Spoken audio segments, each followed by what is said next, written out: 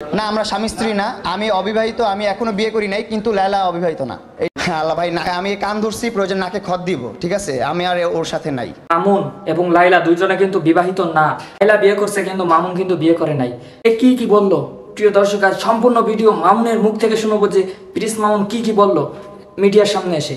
Prince Mamun কিন্তু কান ধরে নাকে খত দিয়ে কিন্তু বলতেছে যে এবার থেকে আর কোনো সময় লাইলার সঙ্গে থাকবে না, লাইলার নাম যে তার সেলুনে নিবে তাকে সেলুন থেকে বের করে দেওয়া হবে, এইসব আরো অনেক কথা বললো প্রিন্স মামুন। এসব কি বললো সম্পূর্ণ ভিডিও আপনাদের স্ক্রিনে দেখাবো, তো চলুন কথা না বলে আমরা স্ক্রিনে দেখে আসি।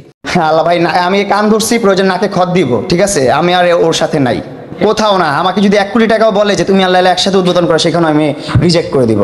এখন থেকে লায়লার নাম যে বলবে তাকে আমরা বের করে দিব আমাদের সেলুন থেকে, তাদের মতো কাস্টমার আমার দরকার নাই। না আমরা স্বামী স্ত্রী না, আমি অবিবাহিত, আমি এখনো বিয়ে করি নাই, কিন্তু লায়লা অবিবাহিত না। এটা একটা হিন্ট দিয়ে রাখলাম আপনাদেরকে, এটা প্রমাণ অন্য একটা সময় দিব, যখন আমার দেয়ালে পিঠ থেকে যাবে আরেকটু, তখন আমি সবকিছু প্রমাণ দিব। আমি যদি হেঁটেও ঢুকি আমি প্রিন্স মামুনি, আমি যদি সাইকেল দিয়ে ঢুকি আমি মামুনি। এই মানুষগুলো কিন্তু লায়লার কথায় আসে নাই।